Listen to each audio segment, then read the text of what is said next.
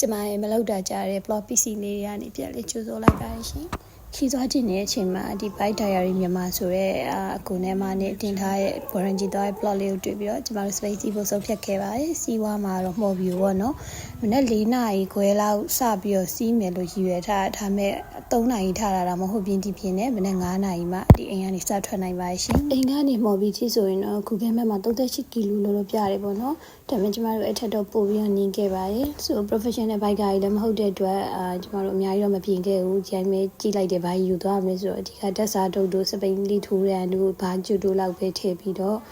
သွားခဲ့ပေါ့နော်အဲ့လိုနဲ့ကြရက်တသိန်းနဲ့ပဲအိမ်ကနေပြီးတော့9နာရီလောက်စထွက်တာနေပြီးတော့ကျမတို့ဒီမြို့ထဲကအထွက်အဲ့ဘယ်လိုခေါ်လဲအိမ်ညောင်6နာရီလောက်မှရောက်တယ်ပေါ့နော်အဲ့အချိန်ကအရန်နေလို့ကောင်းဆုံးပဲလေကလည်းအေးတယ်ရဒီလိုလည်းမပူသေးဘူးမြို့ရင်းနဲ့မြို့ပြည်ဆိုရယ်ကွာချက်ကွာလေတူကြီးရဲ့အဲ့ညဉ့်ညံနဲ့ကွာချက်ကြီးကလည်းမခံစားရတော့ဘူးပြီးရင်တားမိုက်တဲ့အချိန်ကမပူအမအေးပဲနဲ့အဲ့လိုလမ်းဆန်းနေတဲ့အချိန်ပေါ့နော်အဲ့လိုမြို့ထဲနဲ့မြို့ပြည်နဲ့အဆက်မှနေတော့နေ့တိုင်းတော့အဲ့လိုမနက်စောကြီးစပိန်နေပြင်မယ်လို့ထင်တယ်ဒါတော့အရင်နင်းလို့ကောင်းတဲ့အချိန်လေးပေါ့နော်အချိန်မှကျမတို့ဒီဖမ်းမြင်နေရှိနေရတာလာတယ်ဆိုပြီးဓမ္မကြီးခဏရိုက်ပါတယ်အချိန်မှလမ်းသွားနေလူရတယ်ကျမတို့စပိန်စီသမားကြီးလာပြနေပဲထိနေလာတယ်ဆိုပြီးဆက်စုပါတယ်အဲ့ဒါကျမ10မိနစ်လောက်ချိန်ဖြုံးပြီးတော့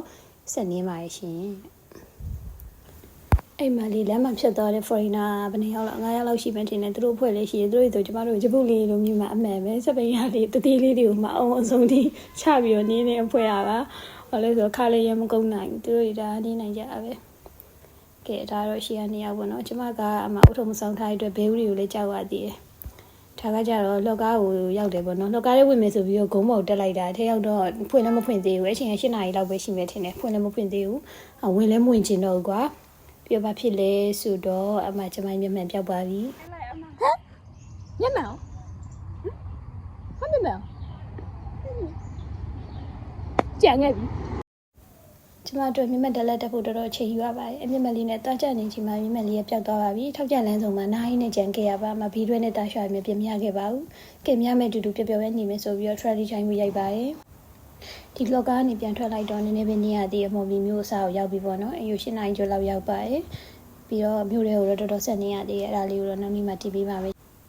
ကဲအားလုံးပဲ bye bye see you in next video